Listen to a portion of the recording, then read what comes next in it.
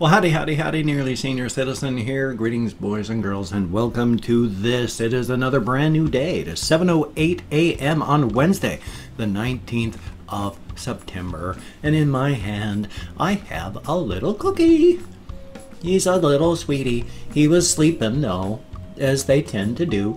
So, even though I've only got 4 little guys left, he's a little absolute sweetheart. Just a cutie. So, I just like to show off my hamsters daily. Hopefully tomorrow I'll be bringing little Saber / Cream back into the mix. I just need to move the cages, and so that'll be good. And hopefully this upcoming payday I'll be able to get another little guy. Either a rescue or a free, or if necessary, just going to a store. So I'm going to put the little guy back, but he's a sweetheart. I just love these little guys so much. They're absolute cuties. Here we go, little guy. Thank you so much. And of course, this is from, and I'm feeling really, really cheerful and happy and bouncy this morning. I was reading Twitter, of course, and somebody posted a thing saying, which 1980s song still gets you moving? And the first thing that jumped into my head was this song right there. If you ever listen to the Neutron Dance by the Pointer Sisters, and in fact I tweeted out a link to it. It's, oh my gosh, it is just so cheerful and happy and bouncy. And I'm trying to angle my chair so that I'm aimed my chair right at the camera.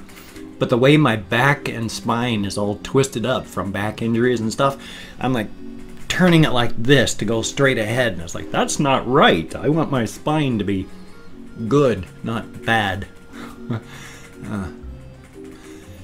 Past that, not a whole lot has been happening. I didn't go out walking yesterday, so I stayed up here in the chair. But apparently, and I say apparently because I was going by my housemate's opinion on this one, but he watches a lot of the news and watches what's going on outside the door, there was a murder in downtown Shelton last night. So they did not catch the guy at the time that I would have gone walking, and they had police helicopters, they had all sorts of blocks cordoned off. No idea if they caught the guy. So my housemates were saying, don't go walking tonight. Don't go walking tonight. And so for safety's sake, yeah, I didn't go walking. So I stayed in all day yesterday, which was kind of okay because I was also cocooning because of, the loss of a hamster, not much. They're tiny, they're little, their lives are small. Their losses, while painful, they leave a little hamster-shaped hole in your heart, and it never heals, but it does hurt less over time, but it's just a tiny little hurt. But yesterday, and the thing is, it's not that the hamster's death bothers me. People go, how could you get so upset over a hamster? It's not that it's a hamster's death that bothers me. It reminds me so much of the death of my wife, because my wife spent 10 of my 12-year marriage with her dying in front of my eyes. 2 years into our marriage, she had to have open heart surgery and have 2 of her 4 heart valves replaced. After that, they discovered that the remaining 2 valves during surgery had failed as well, and they should have been replaced as well. But they treated them medically and not surgically afterward, because she wouldn't have survived another surgery. As it was for the next 10 years as she died in front of my eyes, she spent anywhere from 3 to 8 months every single year in the hospital. So, and then, of course, she finally came home and died in hospice, in a hospital bed in my living room, and I got to watch her die in my living room. And then finally have to call the coroner and watch them come in and take away my wife in a body bag. So, it's not that the death of a hamster bothers me so much. It's just that whenever a hamster dies, it reactivates all the old circuits of being helpless and watching a loved one die in front of me. So, as you can hear, I'm kind of thickening up. I can sure feel it. But I'm getting better. It's not destroying me anymore. So that's a very, very good thing. a year ago, 2 years ago, I would not have been able to eat, well, especially even 2 years ago, but even a year ago, I don't think I would have been able to talk about what I just talked about without crying. So I continue to get better, and that's a very, very good thing. But it's not because of the death of a hamster that I'm so devastated when that happens. It's just it reactivates all the grief and mourning and pain circuits as I watch a loved one die in front of me again. So that's why I get so bothered over the death of a pet, because it just reactivates all the old circuits. And this has nothing to do with what I wanted to talk about. In fact, I can't even remember the things that I wanted to talk about. But I've been wanting to talk about this one as well, because I was talking to my therapist. I talked about this in a Walkies thing, but I want to talk about it here so that lots of people can hear about it too. My thought was, if you feel anxiety or terror or whatever, it shows on your face. We tend to do these things. You have an expression or look on your face of that feeling. So when you have anxiety or panic, you get an expression on your face. You can't help it. That's the way you feel. So you're like, or whatever. So you get that. Now the thing is, the brain is not just a one-way flowing of information. This all happens up in the same area with neural pathways that are lighting up. Feedback goes in all directions. Everything is just a mix of communication. My thought was, if the way your brain forms thoughts and then it shows your expression on your face, my thought was, if you put that expression on your face, does it activate those circuits in your head? So if you feel happy and you get that look of, oh, anxiety on your face, does it activate the circuits inside and thus cause anxiety? And when I asked my therapist about that, there is a huge amount of bio research going on with just that. That alone. Feelings, what you show on your face, and the feedback that goes with it. Because they know if you smile, even if you're angry or pissed or not happy, when you smile and you force yourself to smile, it actually activates the happy smiling circuits in your head. They light up. You can't smile and not feel happy because it activates the happy circuits in your head. That feedback, instead of just flowing happy, show it on your face, flows both ways. Showing it on your face, you must be happy, so it activates the circuits, and then you are. Is it perfect? No. Does it help? Yes. Helping. Helping does not mean it does it for you. Helping just means it's like, oh, you're starting to tip that over here. There we go. I've helped you with your balance. You're good. You can continue. That tiny little touch. And that's all you need. Oh, there was another thing that I'd wanted to talk about that I forgot, then I remembered, and then I forgot again.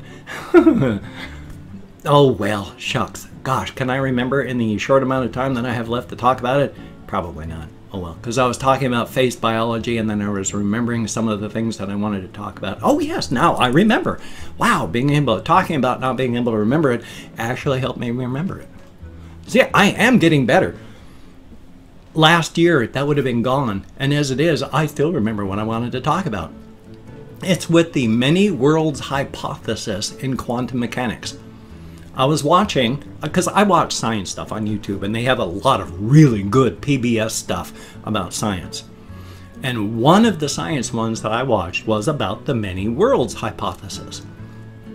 Quantum mechanics, it's not specifically about that. It was about quantum mechanics and the various hypotheses about what works on a small level. Now, if you remember, the many worlds hypothesis says that every time there is a decision from the micro to the macro, the universe splits. It spawns.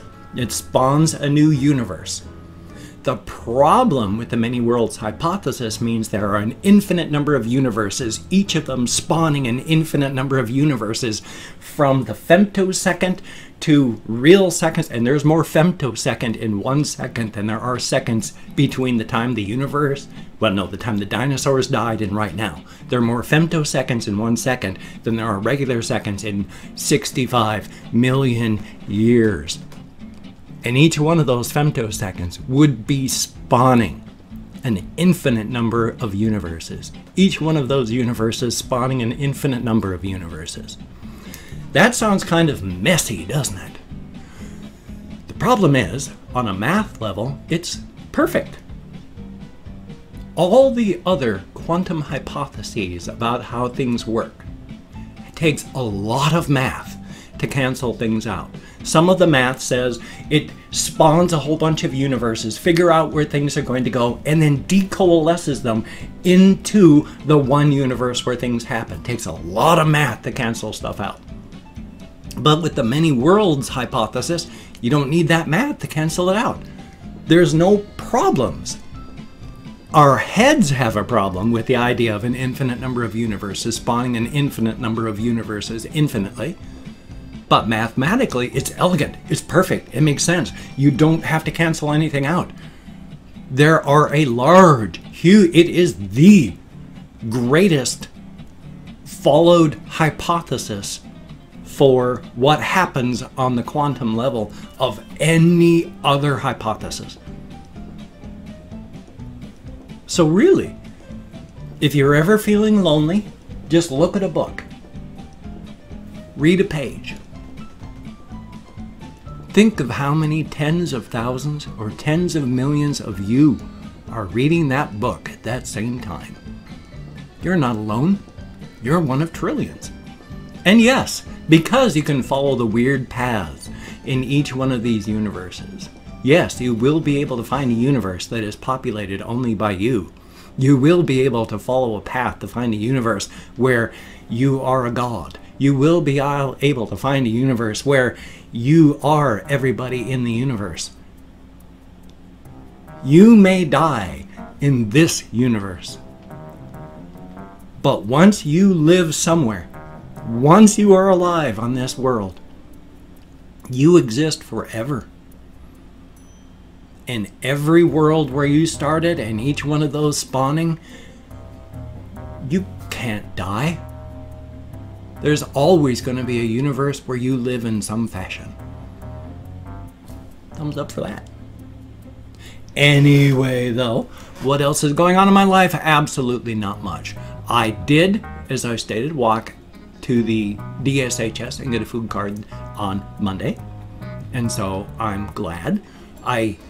Another reason that I took yesterday to rest is, boy, oh boy, I need to push harder and walk more because that round trip to DSHS and back wiped me out. And I used to be able to take the trip to Walmart and back, which is 3 miles there, 3 miles back, while carrying groceries.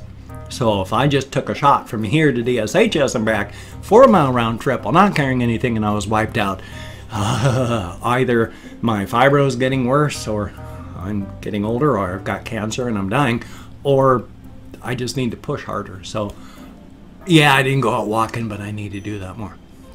And of course, I want to take the camera out walkies. I've taken the Readycam out for the library trail, which is a really cool trail, and I want to show that. Problem is, because it's the only way to get through, there's usually a lot of people there. And with my social anxieties, I'm getting better at walking among people, but carrying a camera and recording when people are around is difficult. Talking into the camera while recording while people are around is absolutely impossible. So whenever there's people around, I can't record the library trail. And so far there's been people on the library trail because it is the only way by foot to get from downtown to northern Shelton. Why, oh, why does God hate me when all I want to get high? Never get this so-called life. I am so freaking bored. Unless you want to walk like 10 miles. Thumbs up. Hopefully when things get a little better, I'll be able to record that and show you, because it's a really awesome trail. 10 years I've been here and I didn't even know it was there. Thumbs up for that. Oh shucks. I have a game channel, so if you like watching older people play video games, then it would be cool if you could watch that. Check it out. It's not monetized, so each one of my videos I just throw out into the void for people to enjoy. I don't mind doing that. I like making videos, so thumbs up for that. Thank you very much if you check it out. Don't feel obligated. I don't feel entitled, but it would be cool if you could. And I've opened up 24 hours worth of comments in my community tab, and I'm going to go through and thank 20 to 25 people. It is arranged because I count an American Sign Language on the fingers of this hand. If I mispronounce a username, I'm very sorry. With my fibro and depression, it's all getting better, but I'm not perfect. So if I mispronounce a username, also, no disrespect intended, being an American English speaker. And I'm not reading the comments right now. I'm going to read them afterward, but for right now, just thank you for having left a comment. So good comment, bad comment, indifferent comment. The fact is you left me a comment. Thank you so very much. So calling up my Chrome, and I actually did it properly this time. 000 trouble. Thank you very, very much. Excuse me. Fac Ivan 91, thank you very, very much. Bennett Witcher, greatly appreciated. Luke Van Knocker, I'm nowhere close, but thank you very, very much. Andres Wrangle, greatly appreciated. Topsy Kretz, thumbs up and thank you. Groody Dog, greatly appreciated. And Carolinum, thumbs up and thank you. Jacob Long YT, thank you very, very much. Twitch J 312, greatly appreciated. Anna K, thumbs up and thank you. XX Man UU, I don't know how to pronounce that, but thank you very, very much. Nicodem Parkitney, I sure hope I'm close, thank you very, very much. Eddie Palm, greatly appreciated. Santu Polonen, I'm nowhere close, but thank you very, very much. Regulo Milan, thank you very, very much. And Brian Glenn, always good to see you in the comments. And Tundra Keeper, always good to see you as well, my friend. Thank you very much. Sabrina LaCroix, thank you very much. Multi-Insight Gamer, always good to see you in the comments. Thank you. Christoph Binemans, thank you very, very much. And Kathy Kitscat, let's hope you can get those AC units up and running. Goodness gracious. And Ice Damon, thumbs up and thank you. Roger Howie, greatly appreciated. And last but not least, Rebellious, thumbs up and thank you. Each and every one of you. As stated, you get me out of my head, into the world, dealing with actual people. Thumbs up and thank you. It is really greatly appreciated. I've had not a wonderful life, and so dealing with people like this has been really, really nice. I've been mostly, well, not a whole lot of wonderful stuff has happened. And then when I retreated into my alcoholism, I went into social isolation. So I don't really know how to deal with a lot of things as a normal human being would, but it is very, very nice and very appreciated. Thank you, each and every one of you. It's nice to be liked, appreciated, not spit on anywhere or kicked. Huh. I had to deal with that a lot. Thumbs up. Anyway, though, I've got a whole bunch of links down below if you could check those out. I have Twitter, Facebook, GoFundMe, Patreon.com, Google+. If you could donate to my GoFundMe campaign or become a Patreon.com patron, like one of these beautiful and awesome people, that would be beautiful and awesome. But if you cannot donate, or you simply do not donate, I take all good wishes, deposit them in the bank of my heart where I draw interest. And if you could toss me a like, I do appreciate all the positive validation I get for my existence. If you could subscribe to the channel, that would be very cool. I would understand if you don't want to, but you know what? If you do, I will do my very best to keep you entertained from now until the literal end of time. Definitely a thumbs up. One of the things I've been doing is learning the game City Skyline. I've been making my own maps now, with flowing water and all sorts of things. I want to do an LP of City Skylines. I don't want to do a serious LP, but I do want to do one. It's been fun. I've been trying to do things for real and honest and for true and make my city survive. And I am a wrathful god. Whenever things start to go even partially wrong, that's when rocks fall and everybody dies. Because each one of my cities eventually just becomes a mass unmarked grave of incinerated bone and melted metal as the meteors fall from the sky. Because rather than try and fix the city, I just destroy it, everyone who lives there, and move on to the next one. So thank goodness I'm not in charge of everything. Well, I'm going to hopefully have a game video, hopefully have a reaction video, hopefully a game video for my game channel. I want to live stream again, and I've got to get a cell phone so I can actually become a paid partner with Twitch. So you take care. Have a great day today. I will see you on the flip side, my friend, and that is a very good thing.